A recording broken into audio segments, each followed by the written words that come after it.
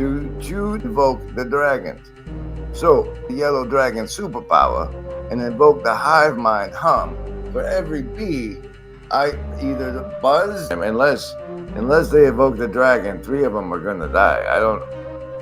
Will dragon is okay. All right. Using the yellow dragon will do a double damage. In the 80s, that was my escape from like getting picked on and bullied and just having other friends that wanted to like go kill a dragon and take its gold. Um, go slay your dragon. That's also about the time that, I know this is going to be shocking, but we become aware of this psychologist from Canada who's standing up to things and like speaking out about forced speech and taking a stance. And that I don't know. I think James Patterson. No, that's the book guy. Jordan Pender. No, Peterson. Never heard of him. So, I'm like, whatever.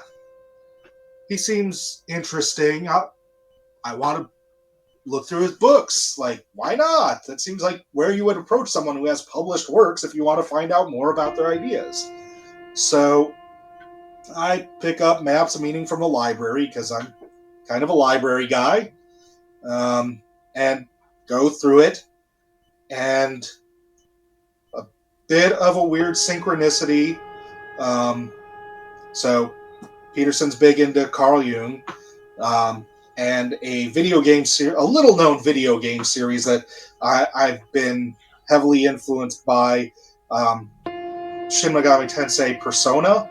They stopped the first part; they're now just calling it the Persona series. Often plays a lot with Jungian themes of the self and the shadow, and a bit of tarot stuff as well, which I find hilarious. That when Nate finally started up a YouTube channel, like the first thing he went into was like meditations on the tarot, but refuses to listen to me about my weird video game shit. No, video games are too low class for him. He needs books. Well, just kind of really enjoyed that, but really like seeing someone who had in many ways been a canary in the coal mine type figure. We've got this growing malaise that I've been feeling like with Gamergate and like some of the fallout from that, like in the video game sphere, like that was kind of ground zero for where the culture war would start. And that was, tried to ignore it at first, like, hey, they're just gonna be upset about some things, but then like everything will blow over, and then we'll just go back to like playing games and having fun and like living our lives. And no, okay, we're not doing that. No, okay, I guess we don't do that anymore. And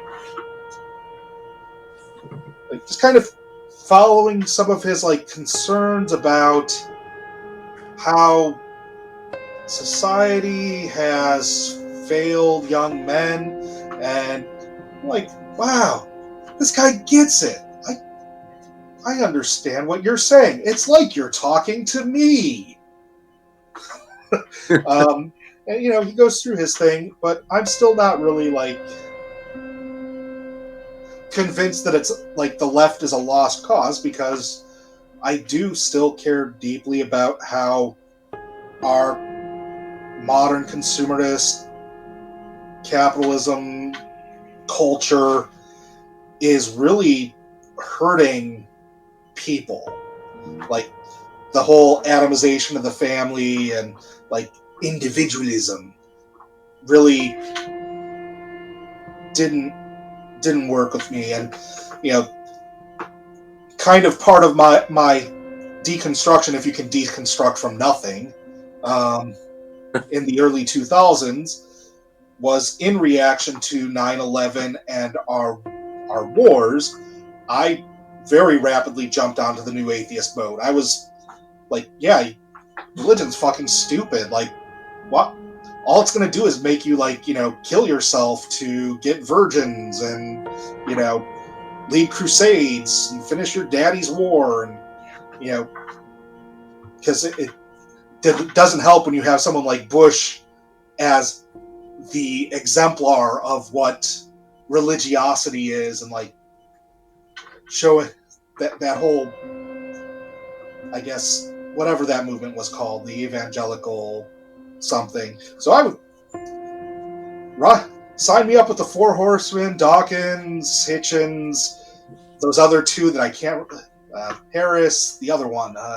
Either way, I jumped in with that and was like, this is just rationally how everything works. It all makes sense. We're just, vestigial religion that, doesn't do anything for us. It was good once, like it kept us from killing each other, but now it's served its purpose. Let's move on to this new enlightened,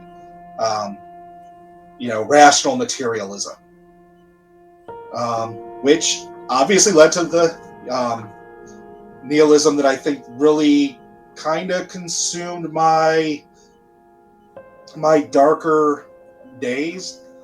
And at some point, like, that nihilism went from a consumptive thing to like this realization that if there is no meaning, like if there's no great meaning to everything, there's no grand narrative, there's no purpose, I'm actually free. Like, I don't have to participate in this thing that I don't feel, that seems to just be throwing me aside and not caring about me. I can have whatever meaning I want. And that sort of freedom was a pretty big part of like realigning myself, sort of, I don't want to say away from video games, because I still play like 10 hours a day, but letting me better choose where to put my attention, rather than feeling like there's specific ways that it needs to be done. And, if there is some sort of creator behind it all, then they set up a crappy game, and I will make sure to include that in my, QA ticket when I'm done. Like, I really leaned into like the absurdist aspect of nihilism, like much more of like the Camus sort of school than like a Nietzschean sort of nihilist. But Nate, that jerk, stumbled into something during the pandemic, where I finally found the true freedom that I've always wanted, to stay at home and never have to go out into public or deal with people. Those year and a half, those 2 weeks that turned into a year and a half, 2 years, best 2 weeks of my life. Just got to sit at home, be with my family, occasionally interact with people that I actually like rather than the public. Introvert's dream. But, obviously, I'm not a normal person. This is going to be surprising. It wasn't actually ADHD. Apparently, in the 90s, they like to diagnose ADHD in autism as well. And,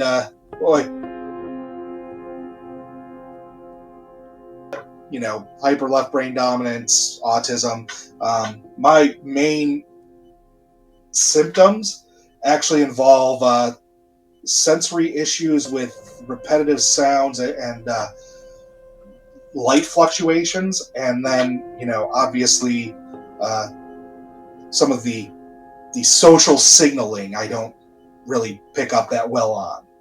So when the pandemic came about, I finally got to realize what had been making me so anxious every day out in public, because without all of the stimuli from the office, from the drive into work, like all of those things that had constantly been putting me like just in this anxiety rage box. I didn't have to do that every day anymore. We're still primarily remotely working, and now when I go in to do things as like one-off, like big meetings or conferences, stuff like that for work, it's unique enough to hit the curiosity as opposed to the like social dread. Like talking with you through the camera, it's a little awkward because like there's the visual element and like thinking, my voice, what am I doing with my voice? Yeah, what's my face doing? Who the hell am I? It's just kind of been pretty challenging to, be like, I know who I am and what I've become, like throughout the changing of the time.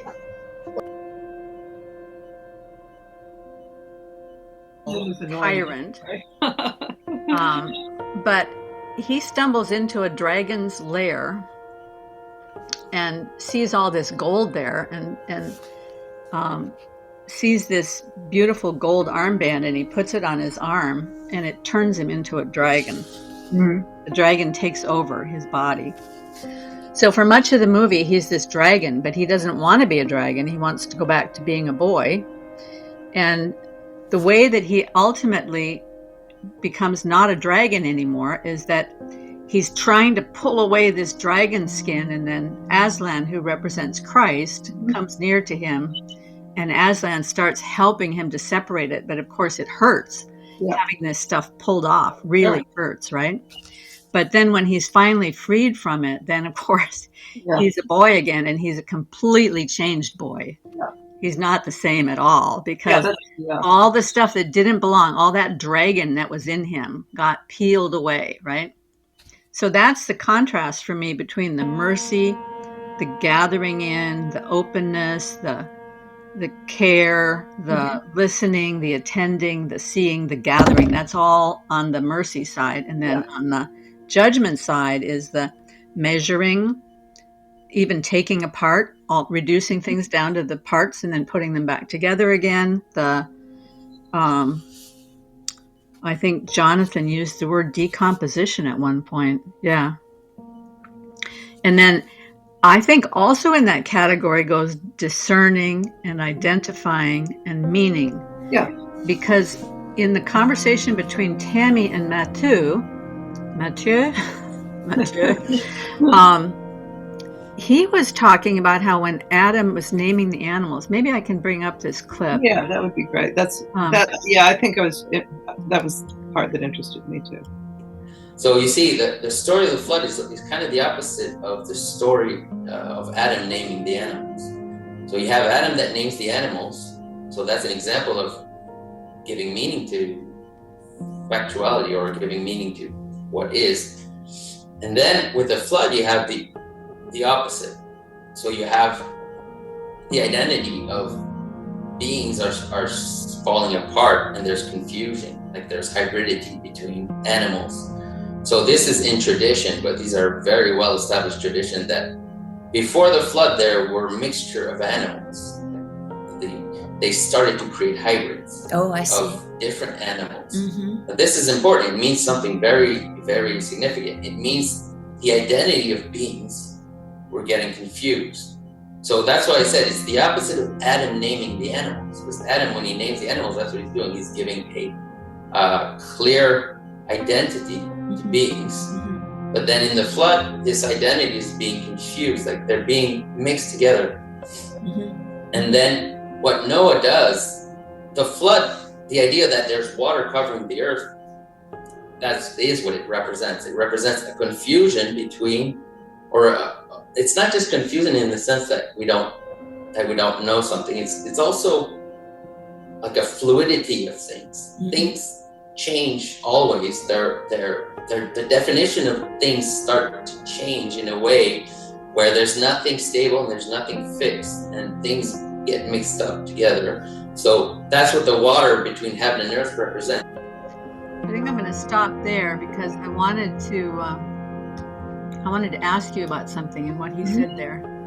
So he's talking about naming things, identifying things, which I would put over in this category of discerning,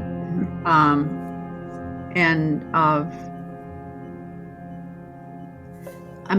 what I'm thinking about is when Jordan Peterson talks about these people who aren't differentiated, they're so agreeable that they never develop a personality or an individuality, and they kind of walk around in the fog. And I think that's connected with this flood thing, with not naming. Not being willing to particularize your life, not being willing to say who you are because you're afraid you might be wrong. And I wonder if you could say something about that from a therapist perspective. Well, yeah, I think that makes a lot of sense because,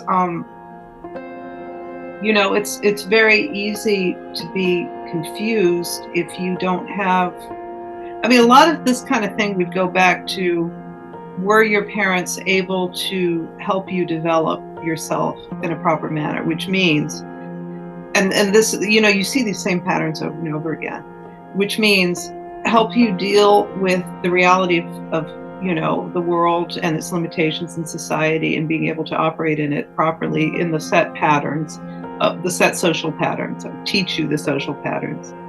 At the same time, allow you to, like you were saying, have your own individual, like we have this, biological framework that's very similar, but how that framework, populates with experience is going to be quite different for all of us.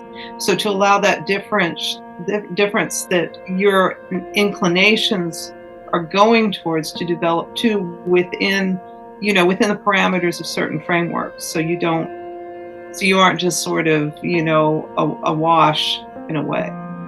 And there's a couple of things I think that can happen. One is like overbearing parenting, which, tries to enforce the parent's personality on the kid. And the other is way too lenient. So you don't, that structure doesn't develop properly. So one or the other could result in what you're talking about, I think. Like one is you haven't learned to differentiate yourself because you haven't been allowed to, because of, the draconian parental style, or you don't have enough structure. And so you're sort of, washing an anything goes type of mentality. And what's funny is a lot of times kids who are raised in a too lenient environment become quite rigid as an antidote later. So I think what he's talking about is somehow not being, it could be either one, like somehow not being grounded in the correct patterns, the correct, which Mathieu talks about a lot, the correct, structure. And another is having it so structured that you're not able to learn how to navigate it yourself. But whatever the case, the thing that stands out to me, of course, is that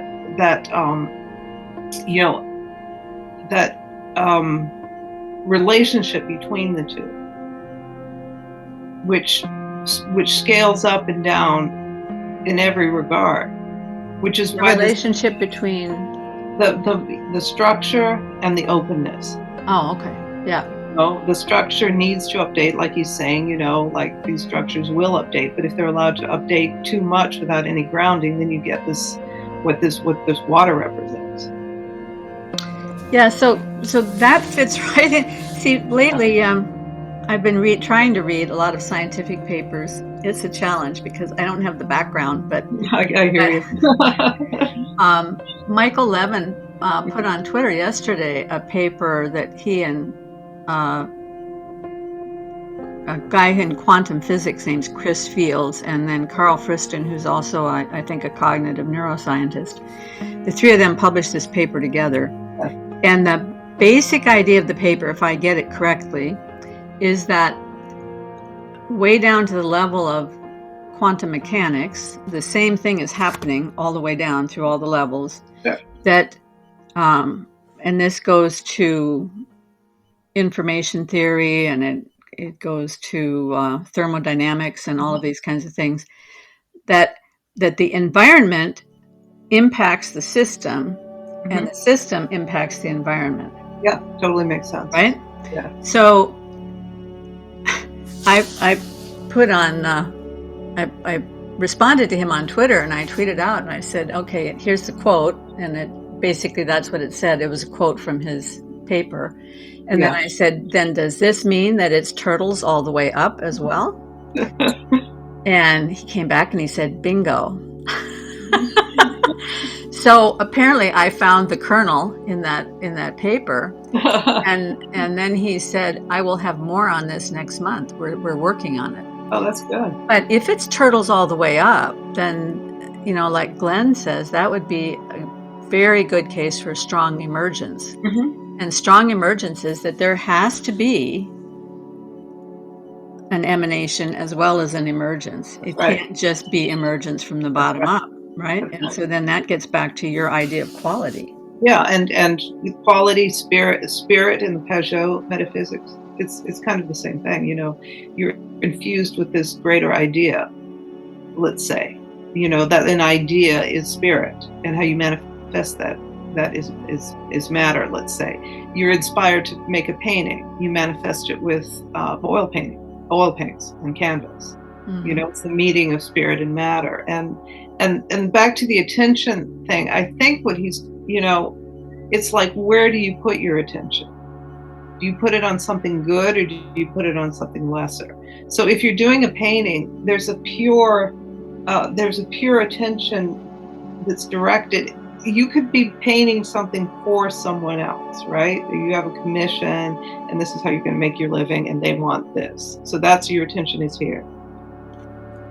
But if you're, really involved in the dynamic experience of self-expression, that's in a way a higher purpose. There's nothing impeding your expression in that. There's no person telling you what to do, and there's no paycheck at the end of it. You're taking your own inspiration. That's where your attention is, versus over here what the client wants. Yeah, and it's a completely different experience. Yeah. I've done a few commissions, and man, it's hard. It's a lot harder than and it's hard for so many reasons, because like you say, your attention is drawn aside. And it's drawn aside. It's drawn to partial, not the full. Because if you're taking whatever this inspiration is, whatever this quality is within you that you want to express, and you don't know what it is really, a lot of times it has to sort of be in a relationship with your artist materials. Well, so let me throw something out for you. In this conversation I had with Brad the other day, which hasn't published yet, it'll publish next month. He was talking about agape as the, in some ways, agape is the ultimate observer. If you think of it as turtles all the way up, the very top would be agape, because God is love. That's the equal sign. Right. And so each turtle is sort of a fractal representation of this ultimate. Is that what he means? Well, for example, if you have a system and an environment, a cell is a system, and it exists within an organ. The organ is the environment of the cell. So the organ is having some authority over the cell, and the cell is having some authority over the organ. Yeah, supporting the organ. Then the organ is within the body. Yeah. So the organ is the environment for the cell, but the body is the environment for the organ. Right. And then the atmosphere around me, the heat or cold, or whatever kind of environment I'm in, or even the cultural environment that I'm in, is the environment for my system as a human person. And then the nation is the environment for my cultural environment, and the universe. So there's environment all the way up, and each system becomes an environment as you move up. Yeah. And it goes all the way down as well. But to me, that seems to be analogous to the observer and the observed. Mhm. The environment is the observer, and the system is the observed. So then that means if it's turtles all the way up with the observer and the observed, then the ultimate at the top is still agape. Mhm. So when you're in relationship with somebody, if you are both looking through the lens of agape, if that agape coming down is the lens through which you see each other, then the relationship is going to be, more secure, and the proper balance of attention and discernment, or of care and of separation, That's right. right? You're going to get the proper balance. Yeah.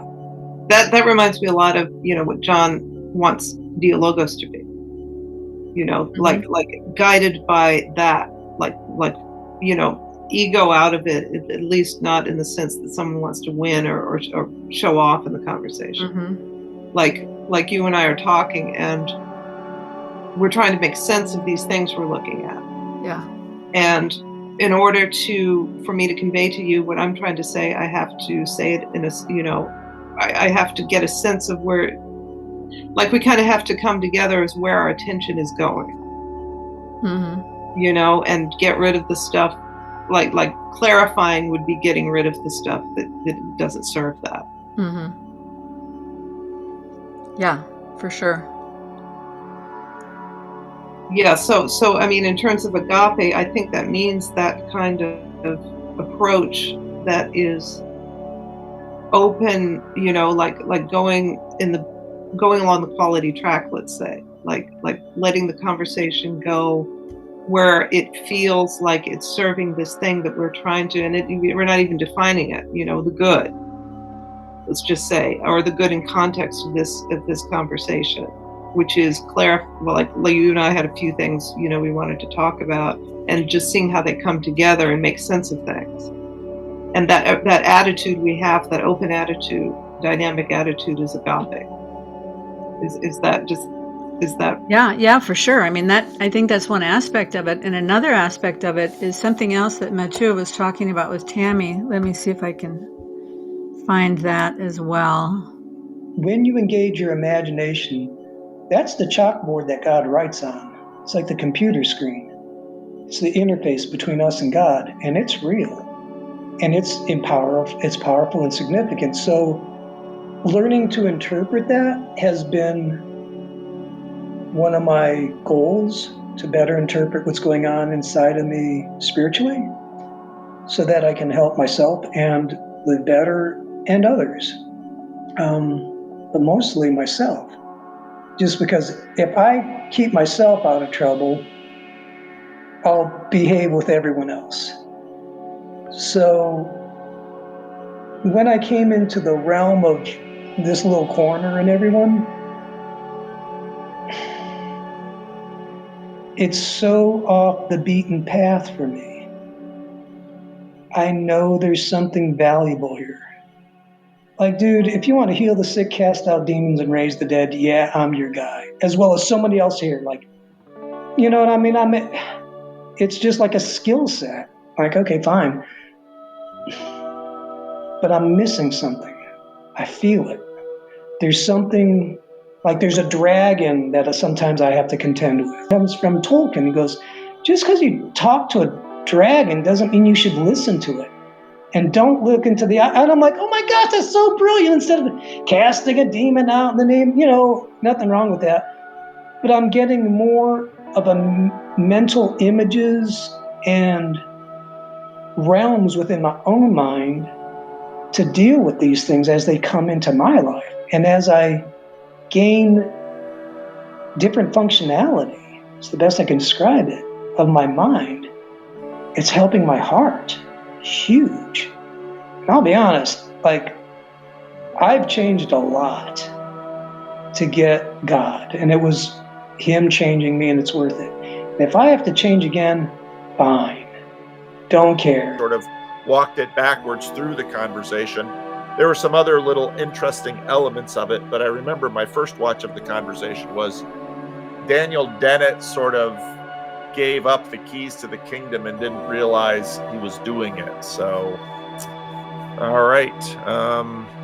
We got a message in. So yeah, if there, nobody wants to come in and talk about that, well, nobody wants to, or nobody can. So, Dale's got ideas. So what do you think of the conversation, Dale? Haven't even moved the screen over yet. Dale's got ideas. Sorry, you got to mute your. I got you. All right. You didn't give me time. It was too quick. Anyway, I watched that video too, and two things really struck me off. One, Jordan was on his sort of best behavior, respectful with Daniel. Yes. Okay? He was showing him a lot of deference. So he would throw out the question and then throw out another thing, but he never phrased anything as an argumentation type structure. It was always just a very polite question. The other thing that struck me is that anybody who's been listening to you and Jordan for quite a while could have just waxed the table with him instantly. I mean, he left hole after hole after hole of no foundational axiom support for all his arguments. Those are the two that just really jumped out at me on that video. It was like, man, this is like listening to a bad Sam Harris. So, yeah. Alan, what do you think? I only saw your recap of it, I mean, when figures like Dennett get flustered, and you see it all the time, you tweeted you mentioned his comment about, in any civilized society, the trust, obviously we trust each other. Like, I'm not even saying like, there's blood in the water, great white, let's rip them to shreds. It's like, anytime someone learns the scientific method, be like, okay, you're reading a study. You didn't do the study. You're reading it. You have to trust this other person, even if it's someone commented under one of my comments, we have peer review. And they said it in a respectful way. But I'm just like, yeah, that's just more other people. Like, that's just more, you're just adding more layer, which you can say like, the confidence intervals are getting higher and higher, and, and the margins are, but it's just like, you're just adding more people. You didn't do the experiment. So that's just, I don't mean to like, it's just, okay, you did a study, it's peer reviewed, I have X amount of confidence in that, I like this journal, I don't like this journal, blah, blah, blah. But that's just part of the science that really can't fully be captured by the title of science, which is fine. Things are nested in each other. But as someone who's somewhat of a layman on this topic, it just seems so obvious of like, there's the scientific method. When I read the study, someone doing an experiment and then telling me about it is not, I didn't do science. I just read a study that someone else did, and I have trust because we have a society that like has high trust and peer review in journals. But it just seems like such a like obvious. And then of course Dennett's getting like, any civilized society. I'm just like, whoa. We're using big words all of a sudden and getting very high and mighty all of a sudden. But yeah, that's just the point I wanted to jump in and make. So is 4 years ago this would have been a big conversation. Today it's a snoozer. Does that basically show that, at least in many circles, Dennett and the Four Horsemen, they're just done. They're just done.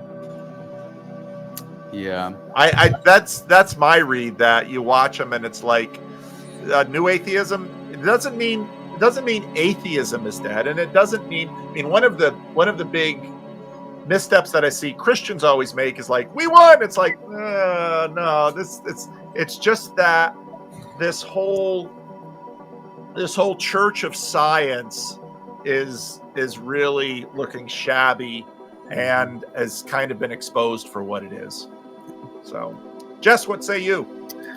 I thought it was interesting, like when Peterson would walk through in that very careful way that he would characterize the conversation, but he would walk through something like the myth that undergirded the Egyptian civilization. He goes through that, and then Daniel Dennett's like, yeah, I'd agree with that.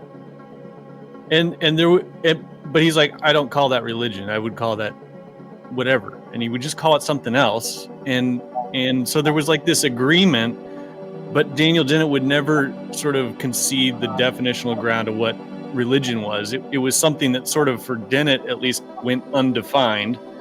and he just sort of axiomatically was like, that's bad. So obviously if you explain something to me and it was good and it made sense, which Peterson did, it seemed like regularly in that interview, Daniel Dennett would just say, yeah, that's science, or that's secularism, or that's just civilization. You know, he would just say things in agreement. And I thought the agreement was, well, it was significant. I felt like it was significant because I would expect Daniel Dennett to kind of, you know, I mean, he is an older man now. Maybe back in the day, he would have been a little more spry and be able to, I don't know, be a little bit more energetic about these things. But I expected him to like argue a little bit more with Peterson about stuff.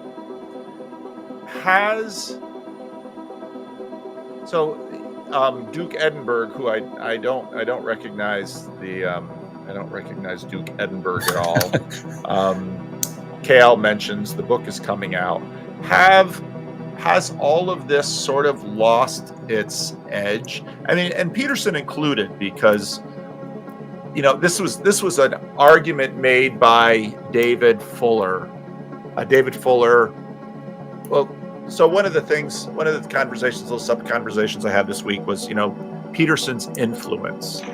And influence, just by virtue of the word, we sort of imagine just sort of a discrete scale that it's plus or minus, and you can talk about that. You really can't, because there's lots of different kinds of influence. And so I think on one hand, Peterson seems to have really lined up some very interesting arguments that make it very difficult to just dismiss religion as wooey stuff or supernatural stuff. But yet Peterson isn't often heard in other areas. So how does this conversation what does this conversation tell us about not only who Daniel Dennett is and the and the status of new atheism, but also even Jordan Peterson?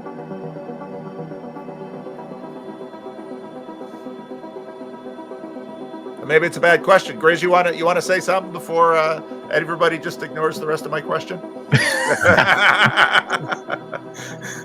Well, remember, if you will, Jordan Peterson is one of the four horsemen of meaning.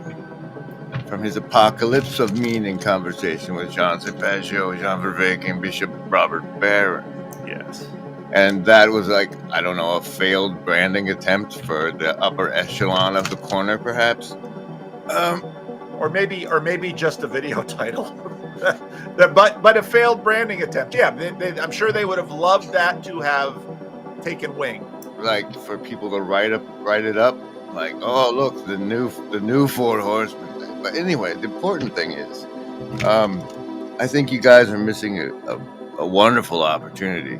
You're here on top of the fourth wall with Pastor Paul Van der Clay, and you're demonstrating a behind the fourth wall behavior. Card for this appearance is the 9 of Hearts. You see, the thing is, what we get Jordan Peterson taking all of his best ideas and putting them gently in front of an opponent. And you can cut Daniel Dennett out of that entire thing and like think with Jordan Peterson. You can like, okay, well, and that's what I did on my lovely highlights, Dennett Peterson highlights thing on the Griswold Grimm channel. Thank you very much. Not to pass up a chance to promote the channel. So, all right. Well, what do you think? What do you think about what Grizz said or what I said? I mean, as far as Peterson's influence, or is it Wayne? Like, it's sort of like the long. All of his content that he talks about seems like it was done in his Maps of Meaning seminars. And he's gotten better at saying it, and he's like got better at presenting them and these kinds of things. But I don't know if like the Peterson has really expanded on anything significantly. I don't know. It seems like we're like from Maps of Meaning, we're kind of all sort of talking through the implications of it, I guess. And I think I'm looking forward to his new book. Did you read his last one, The 12 More Rules? No, I haven't. I didn't. I didn't started either. some of it. I've heard it's better than the first 12 rules, but I think he's a better speaker than writer, for one thing. I think his best. It's interesting that what I thought his two best. Teo, goodbye, and everybody else, goodbye, good night, and thanks for being here, virtually not alone, with all of us.